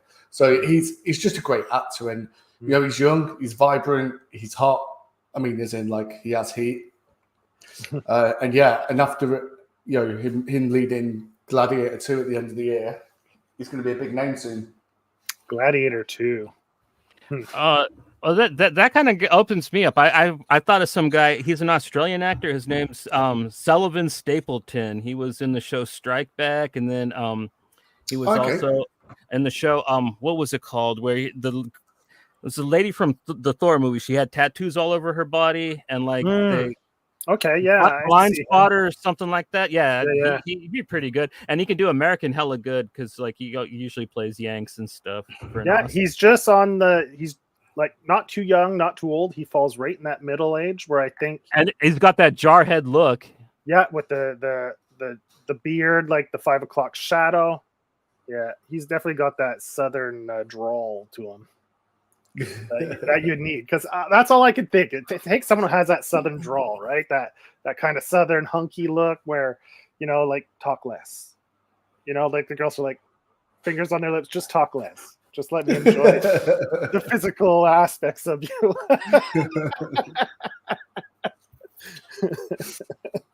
It's funny.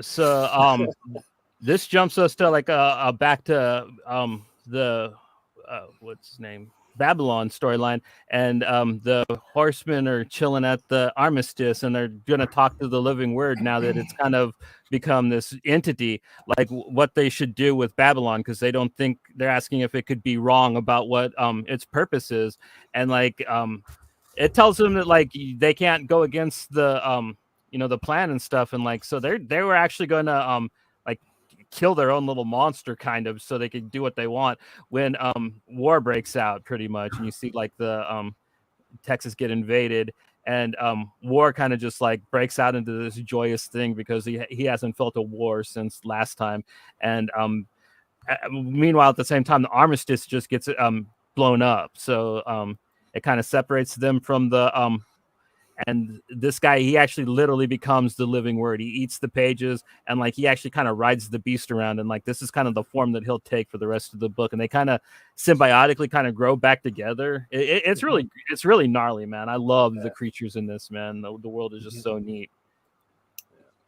And so like the horsemen, they're going to try to kill Babylon because they got their mind made up that like he's full of shit, and pretty much Death kind of knows where Babylon is as well, so he's headed to the bunker as well. Meanwhile, Zhao Lin is getting ready for battle. She's putting her blood on her warriors and stuff, and you know, like you're not really sure who she's going to attack just yet, but like shit's about to get real.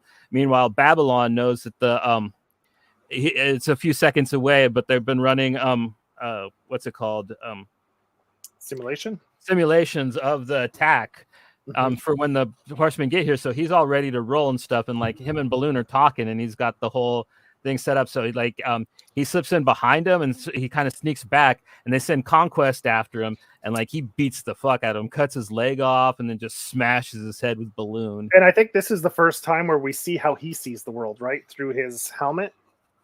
Yeah, they give us glimpses of how Babylon sees things through the interpretation of his AI, which is really freaking cool. I love it. Because before that, it'd always been sort of third-person view of him. Yeah, exactly. So this is where we start to get, like Johnny says, really more personal, and and upfront with Babylon as a character, and this is where the book really takes off for me. I love Babylon as a character, and this whole sequence coming up where he fights the 3 horsemen, fantastic. I mean, And yeah, Death and the Ranger kind of made friends with each other. I forgot to talk about that. And like the Ranger kind of and his dog take Death about as close as they can get to where Babylon's at. That's pretty much how Death's able to find them, just so you guys know. And like it got bombed I think during the war and stuff.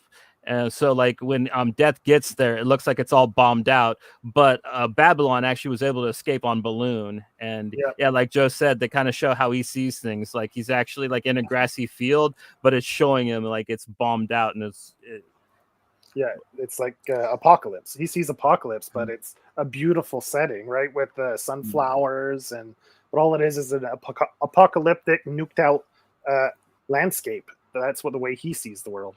Yeah.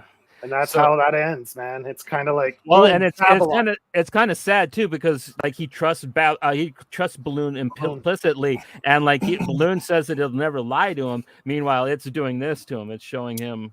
But is it in a programming? Like, does Balloon think? Yeah, yeah. That's the thing too, and that's where year 1 ends off, man. That is, and I gotta say, man, that doesn't hook you. I don't know what will, man. Like in my opinion, that is. But Matt has a history of, as he talks about a book he doesn't like, he grows to love it. Yeah, but that's when I do it with Tim. I don't like you two as much, so I'm still the same.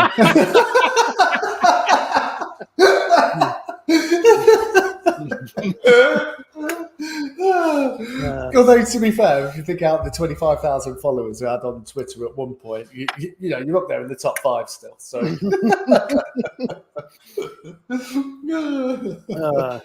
So man, I love this book. I blasted through it in 2 weeks.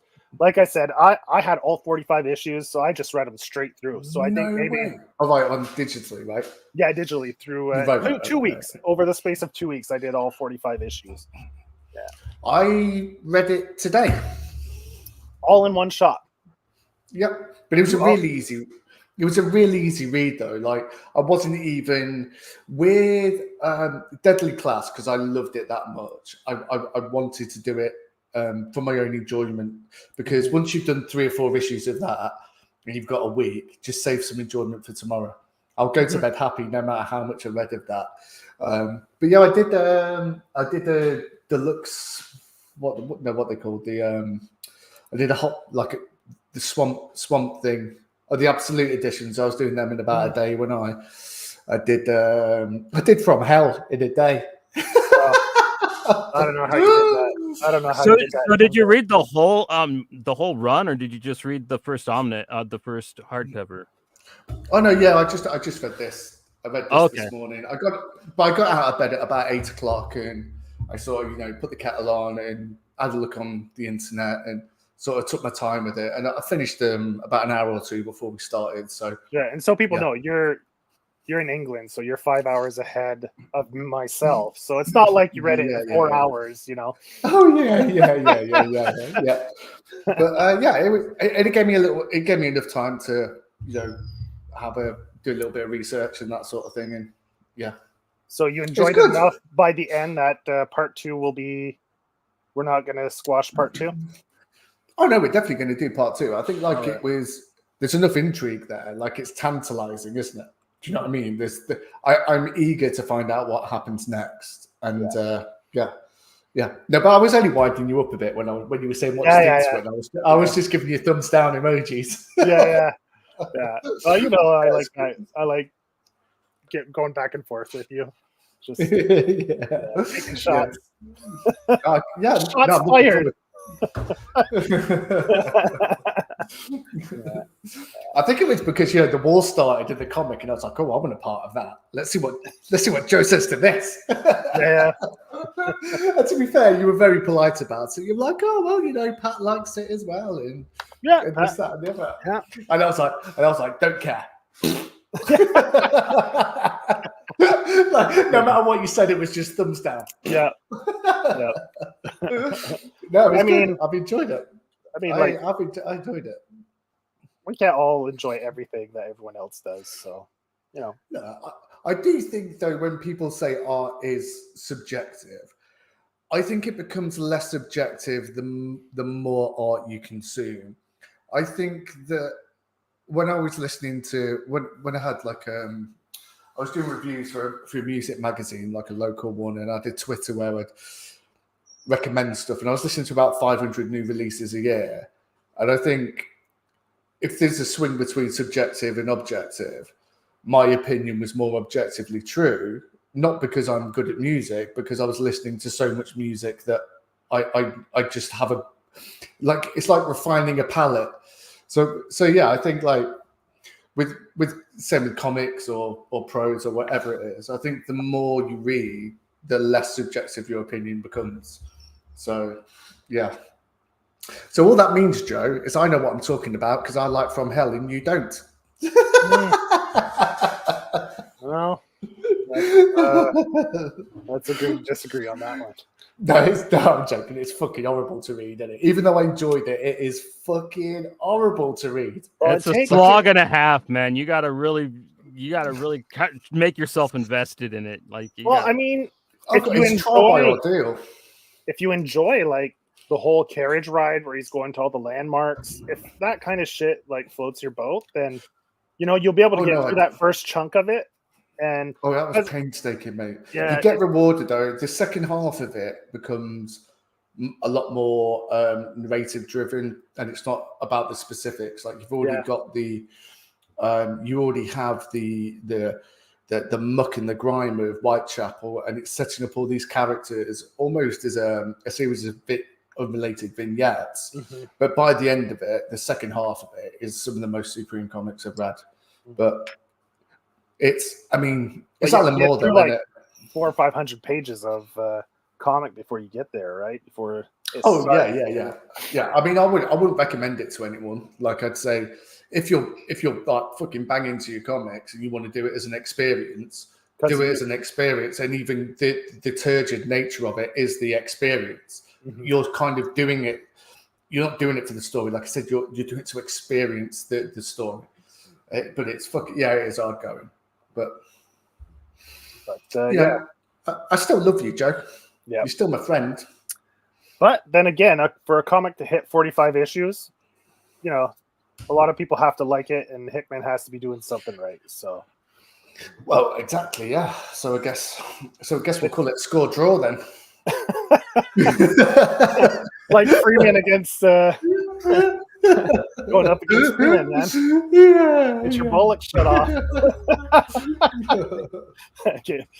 Castrated by gunshot. Oh, God. I'd say, I mean, the funny thing was, the only thing worse than the actual graphic novel was the film. Because I heard good that is comfortably one of the worst films that I've ever watched. Yeah, it's with a decent reputation as well. It's horrendous. I always laugh at the end when Bilbo shows up dressed like Dracula. I'm like, I thought this was fucking Jack the Ripper. Why is he dressed like Dracula now?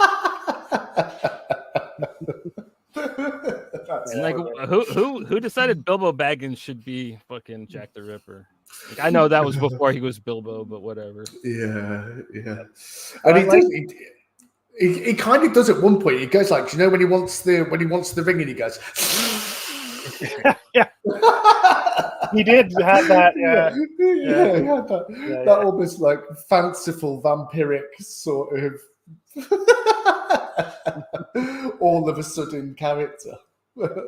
But yeah, so now we're just hitting. I find this is when the book really starts to hit its stride right at the end here, when Babylon's introduced as a more focus on.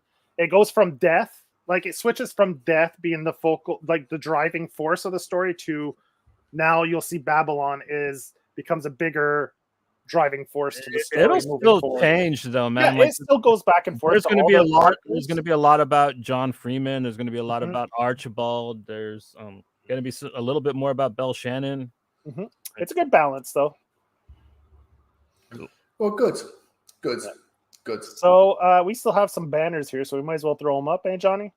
Yeah. For some upcoming things. All right. So on June 4th at 4 p.m. East, 1 Pacific time, we're going to have Darcy Van Poelgeest.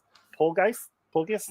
I'll have to ask him how he pronounces his last name so I don't keep butchering it. The co-creator and writer of Little Bird. He co-created that with Ian Bertram. He's going to be coming on. We'll be talking about Precious Metal, which is the follow-up to the excellent Little Bird. He also wrote Lotus Land for Boom Studios, and he wrote some Critical Role books over at Dark Horse as well. I think he did an arc or two there. And we will also have Sean Lewis on June 11th at 8 p.m. East, 7 Central. He'll be coming on. We'll be talking about what he's been working on. He's pretty busy with the Spawn franchise over for Todd McFarlane. He's also has Bear Pirate Viking Queen out for Image as well, which we talked about yesterday on the Hot Flash episode. So he'll be coming on the show to chat about his work in comics in general. Yeah.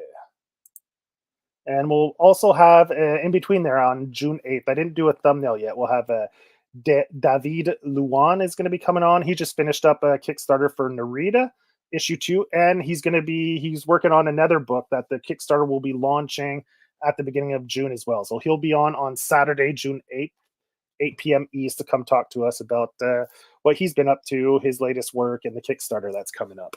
Yeah, he's a busy guy, man. He's been posting a lot of shows on his Instagram too. So he's been doing music and comics He's off the hook. 2 bands, drawing how many books a year, printing T-shirts. He has like a press that he does T-shirts with. So yeah, man. Yeah, I think he's Jamie Madrox. He's got multiples. He's got So Matt, you have your podcast, which you're on a little hiatus at the moment for the time being. Yeah, I'm on a little bit of a hiatus because Tim McCoy's moving to a different part of America and to a different time zone, so he had a lot on his plate, and I was losing my mind. So I thought my work, I need that to get money and pay the bills and whatnot. So I thought, what's the easiest thing to cut off? So we said we'd just put the podcast on hiatus for a bit. However, most of the episodes are evergreen, so if you go and look on any favorite listening locations for the End Spank Media, we chop it up into shorts on YouTube as well, and that's the End One Shots. We have a Twitter and Instagram, which is the End_pod, and yeah, most of the episodes are evergreen. We used to do a bit of news and whatnot, didn't we? But now it's just basically a lot like these guys do. We do choose something that's good to talk about, and then we talk about it. So yeah, go over and have a look, and don't be surprised if there's nothing there for another couple of months. But I think you'll like it. Come and join us. Sign up. Yep. There's some fun stuff there. Mm-hmm. Yeah, the best episodes are with Joe. Well, you decided to do a comic book sex explain, which tends to be a pretty popular bit. Yeah, those ones get some good numbers on YouTube, and they're pretty funny. They're usually I'd have to say I don't even list them as entertainment. I do just put them as comedy. So if you want to go over to YouTube again, the End One Shots, we have comic book sex explained Superman, comic book sex explained Batman. We've done vampires, and we have a Swamp Thing one that needs to be. I think it was a little bit of an Ant-Man skit as well that we could pull from a previous episode. Oh, so, from Alias, yeah. Yeah. So yeah, that was good. Yeah, they're good ones. If you want a little introduction into what happens when Joe comes on onto the episode, yeah. Well, they got a little taste of it. They got a little taste of it today, but sometimes we go, we get silly. We get so silly. I think that's the best way to put it. Yeah, we get silly. No, but I love silly. It's such an underrated thing to be. Yeah. Do you remember there was a British comedian but turned actor called Rick Mail? Yeah. He was in Drop Dead Fred. He made being silly an art form. And when he sadly passed away 2-3 years ago, there was just this. It was like not obviously like when the Queen died, but he was like a monument of Britishness, just the silliness. He was the people's poet, man. Rick, the people's poet. That's exactly it. Yeah. Well put. Cliff Richards, man. What would Cliff Richards do? Oh yeah, the young ones. Yeah. Oh, I bought them, and like, what was the But he did. He did the New Statesman as well, where he played. the one where Vivian was the mailman, right? Yeah. I think and because there was such a because they were all kind of like classically trained actors at like the prestige universities in this country. So when you look at people like Dawn French and Jennifer Saunders and Rick Mayall and Adrian Edmondson, and it was in an age really where those kind of actors weren't getting any roles in America. If you think like even people like or like Judi Dench and people like that, they just Helen Mirren. Yeah, she's another English one, isn't she? Mhm. Like they were still just British institutes without any real recognition in Hollywood. Mhm. And if he's just a genius. Like he was just a national institute. Huzzah! So, like we were speaking, Johnny and I, the next episode will either be Thursday or Saturday. We haven't decided yet, but one of those 2 days we'll do our next episode, and we're going to be doing a Kickstarter roundup. We'll be reading some of the books we might have put on the back burner, some Kickstarters we backed, and we'll be reading some of those, and we'll be talking about some of our favorite Kickstarters that we've backed in the past 6 months or so. Yeah, that's about it. You ready to wrap it up? Yeah, man, I'm good. If you're good. All right. Thanks for tuning in, everyone. Anyone who catches the replay, go read East of West. Despite Matt's his wrong opinion.